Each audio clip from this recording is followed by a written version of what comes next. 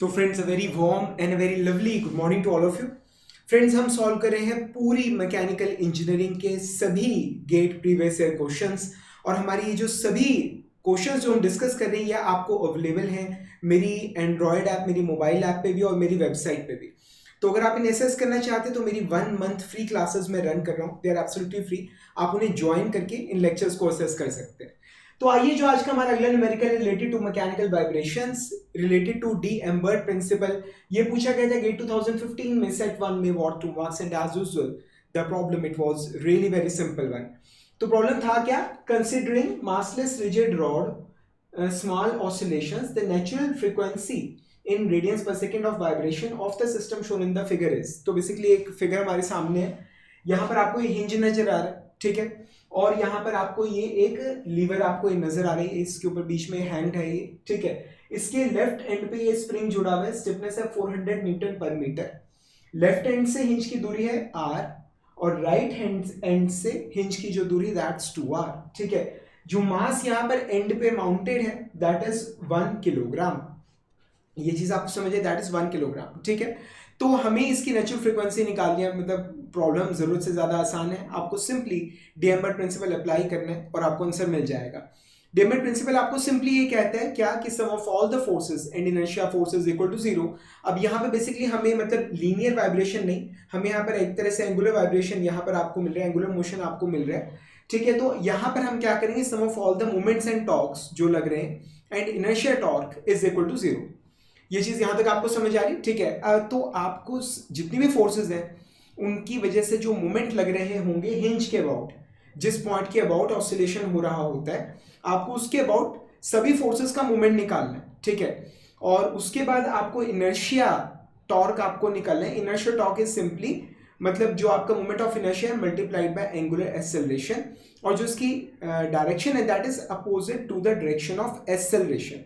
ये चीज आपको समझ आ रही है। और एक बात मैं आप लोगों को बता दूं कि आप कभी भी वेट को कंसिडर नहीं करते, क्योंकि वेट जो है वो ऑलरेडी बैलेंस्ड है। अगर आप ज्यादा डिटेल्स में अगर आप जाना चाहते हो तो सारी मतलब थ्योरी आपको मतलब मिल जाएगी लेक्चर्स के अंदर। आप थ्योरी के लेक्चर्स आप देखोगे, आपको पता लग जाएगा कि जब ये सिस्टम स्टेशनरी है, ठीक है, जिस टाइम पर ये जो सिस्टम है ये स्टेशनरी है, वाइब्रेट नहीं कर रहा, तब भी वेट तब भी लग रहा है और वो कंप्लीटली बैलेंस्ड है। वो पूरी तरह से एक तरह से बैलेंस है, जो उसकी वजह से मूवमेंट्स लग रही है और जो वेट की वजह से जो फोर्स लग रही है दैट वो यहाँ पर नॉर्मल रिएक्शन लग रहा होगा, यहाँ स्प्रिंग फोर्स कुछ लग रही होगी, तो उससे पूरी तरह से बैलेंस हो जाता है।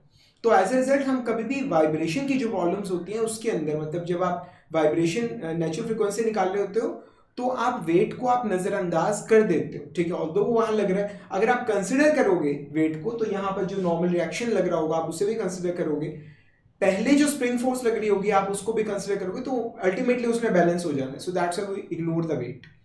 समझ आ रहे हैं यहाँ तक, ठीक है। तो आइए सबसे पहला काम तो यही करते हैं, यहाँ पर जो मोमेंट ऑफ इनर्शिया है वो निकालते हैं, ठीक है। अब यहाँ पर जो रॉड है वो मासलेस है, सिर्फ एक मास है यहाँ पर 1 किलोग्राम, वो भी 2r डिस्टेंस पर। तो आप जानते हो कि ऐसे में जब पॉइंट मास की हम बात कर रहे होते हैं तो उसका मोमेंट ऑफ इनर्शिया होता है मास इनटू डिस्टेंस का स्क्वायर, ठीक है।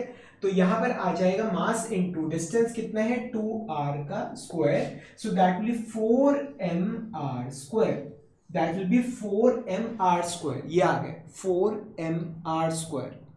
ये चीज क्लियर है आपको, ठीक है। तो ये आई आ गया है, ठीक है।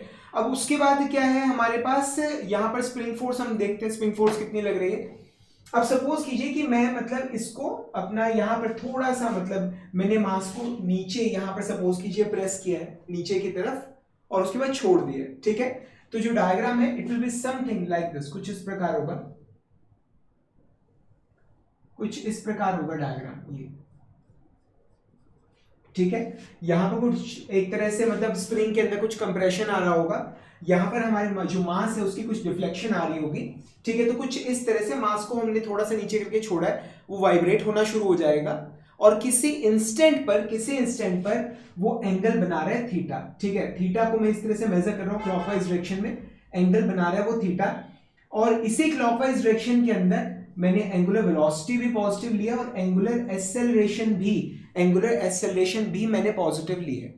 ये चीज यहां तक आपको समझ आ रही, ठीक है। So this is my angle theta, this is my angle theta. ये चीज हम क्या निकालना चाहते हैं, हम ये निकालना चाहते हैं कि जो स्प्रिंग फोर्स लगा रहा है उसकी वजह से जो हमारा पॉइंट ऑफ ऑसिलेशन है, जो आई सेंटर है हमारा, जिसके अबाउट मतलब जो सिस्टम है वो वाइब्रेट कर रहा है, ठीक है, हमें उस हिंज के अबाउट मोमेंट कितना लग रहा है हमें ये निकालना है स्प्रिंग फोर्स का, ठीक है। तो यहां पर this distance is R, this angle is theta, ये एंगल थीटा है, तो ये डिफ्लेक्शन ये कितनी आएगी, that will be R multiplied by theta. वो क्या होगा, आर मल्टीप्लाइड बाय थीटा। ये आपको समझ आ रहा है यहां तक, आर मल्टीप्लाइड बाय थीटा, ठीक है। अब ये डिफ्लेक्शन आ गई या कंप्रेशन आ गया स्प्रिंग का, इसको हम स्टिफनेस से मल्टीप्लाई करेंगे, के से मल्टीप्लाई करेंगे तो हमारा स्प्रिंग फोर्स आ जाएगा।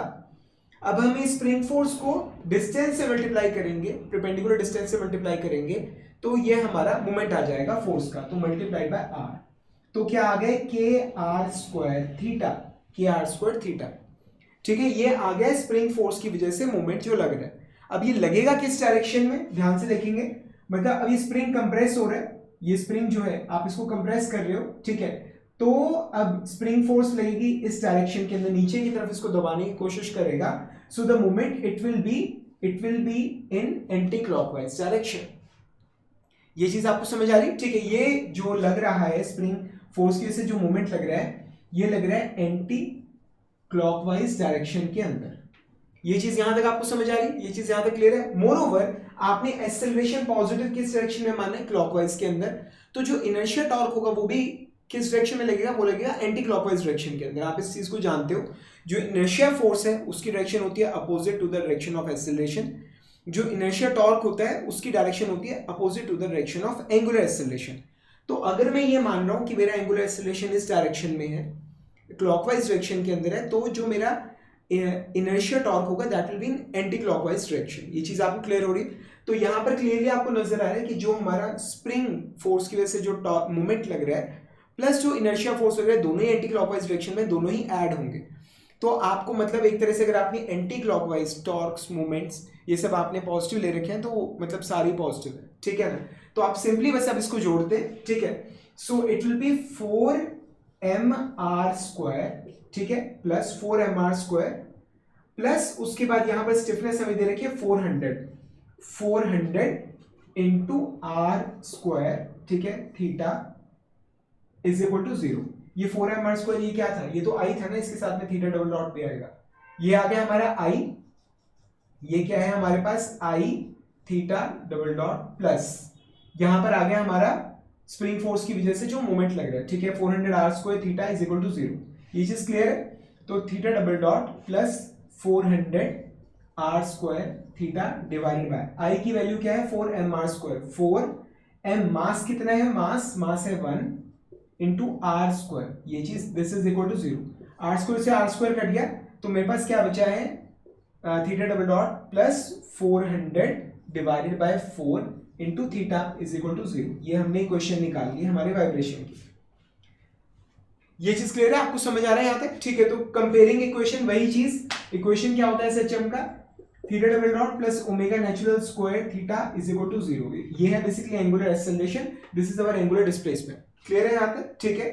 तो अगर आप कंपेयर करते हो तो इससे निकल आती है वैल्यू ओमेगा नेचुरल का square is equal to 400 by 4, यानी कि ये आ गया 100 आ गया, ठीक है, ओमेगा नेचुरल का स्क्वायर, ठीक है। तो ये स्क्वायर यहां दूसरी तरफ जाके क्या बन जाएगा, स्क्वायर रूट बन जाएगा, ठीक है। आंसर इस फॉर्म में से निकाले क्योंकि ऑप्शन में इसी फॉर्म में, ठीक है ना। So friend that's how we solve this such a simple problem. समझ आ रहा है आपको यहां तक, ये चीज आपको बिल्कुल क्लियर हो रही है, समझ आ रहा है, ठीक है। कैसे लग रहे हैं आपको लेक्चर्स, नीचे कमेंट्स में जरूर मेंशन कीजिएगा, कोई भी डाउट है, कोई भी दिक्कत है, ठीक है, कुछ भी पॉइंट है आप नीचे कमेंट्स में मेंशन कीजिए, ठीक है। मतलब मैं कोशिश करूंगा आपकी जो भी प्रॉब्लम है उसको सॉल्व करने की, ठीक है। मोरोवर ये सभी लेक्चर्स मेरी पूरी मैकेनिकल इंजीनियरिंग के सभी लेक्चर्स, मतलब theory, definitions, derivations, concept, numericals, each and everything मैं अभी at present free of cost आपको प्रोवाइड कर रहा हूँ।